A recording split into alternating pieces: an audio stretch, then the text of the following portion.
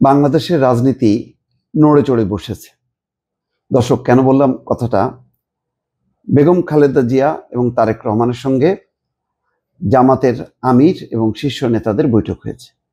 লন্ডনে এই বৈঠকের খবর ঢাকায় পৌঁছানোর পরপরই এখন নড়াচড়া শুরু হয়েছে। নানা রকম রাজনৈতিক মেরুকরণের চিন্তা করা হচ্ছে যে তাহলে কি আবার বিএনপি জামাত এক হয়ে নির্বাচন করবে, নাকি আলাদা আলাদা নির্বাচন করার পর জাতীয় সরকার হবে, যেটি বিএনপির কমিটমেন্ট। তো কি হচ্ছে বা কি সিদ্ধান্ত হয়েছে কোনো কিছুই পরিষ্কার না। এর মধ্যে ডাক্তার শফিকুর রহমান একটা বার্তা দিয়েছেন। তিনি ফেসবুকে লিখেছেন, অপার সম্ভাবনার হাতছানি কাঙ্ক্ষিত বাংলাদেশ। লিখে কি বার্তা দিলেন জামাতের আমির, এটা শিরোনাম করেছে যুগান্তর। অর্থাৎ অপার সম্ভাবনার হাতছানি কাঙ্ক্ষিত বাংলাদেশ। এগুলি যখন কোনো বৈঠকের পর উচ্ছ্বাস প্রকাশ এভাবেই হয়, তো লন্ডনের সেই বৈঠকের কোনো উচ্ছ্বাস এটার মধ্যে লুকায়িত আছে কিনা? অনেকে মনে করছেন যে লুকায়িত আছে বলেই এমন একটি চমৎকার মানে ফেসবুকে স্ট্যাটাস দিয়েছেন যে প্রিয় জন্মভূমিকে নিয়ে সুন্দর পরিকল্পনাগুলো শেয়ার করতে চেয়েছেন বাংলাদেশ জামাতে আমির ডাক্তার শফিকুর রহমান। ব্রাসেলস থেকে দেশে ফেরার পর মঙ্গলবার নিজের ভেরিফাইড ফেসবুক আইডিতে এক পোস্টে এই কথা জানান জামাতের আমির। অপার সম্ভাবনার হাতছানি কাঙ্ক্ষিত বাংলাদেশ শীর্ষক স্ট্যাটাসে ডাক্তার শফিকুর রহমান লেখেন, অপার সম্ভাবনার বাংলাদেশ নিয়ে আলোচনা করতে ইউরোপিয়ান ইউনিয়নের আমন্ত্রণে ব্রাসেলসে গিয়েছিলাম। সেই গল্প আর প্রিয় জন্মভূমিকে নিয়ে সুন্দর পরিকল্পনাগুলো আপনাদের সঙ্গে শীঘ্রই শেয়ার করব ইনশাল্লাহ। তো পশ্চিমা দেশে যে ডাক্তার শফিকুর রহমানের এইরকম উচ্ছ্বাস, এটাও কিন্তু খুব লক্ষণীয়।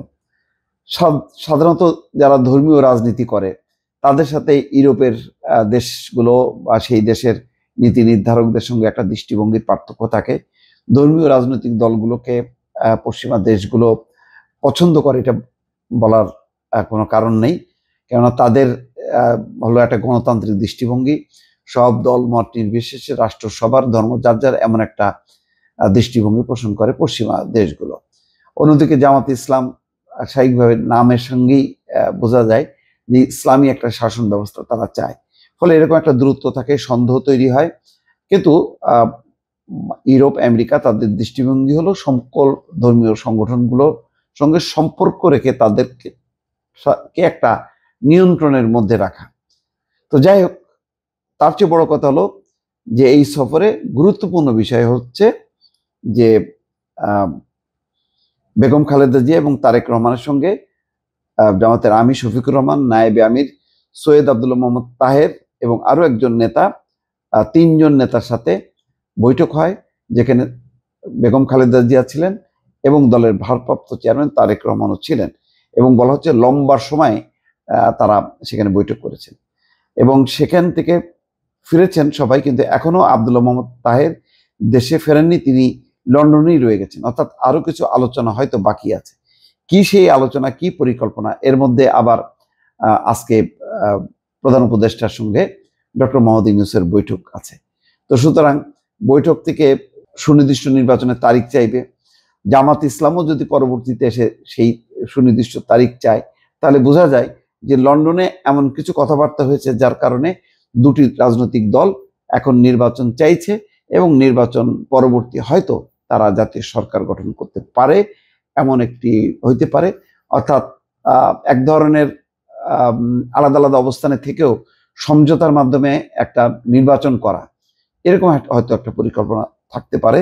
এখন কি থাকতে পারে কি থাকতে পারে না তা নিয়ে নানা রকম জল্পনা কল্পনা চলবে এবং এটা নিশ্চয়ই এই দুটি বড় রাজনৈতিক দলের একসঙ্গে বৈঠক হওয়াটা বাংলাদেশের রাজনীতিতে অত্যন্ত গুরুত্বপূর্ণ।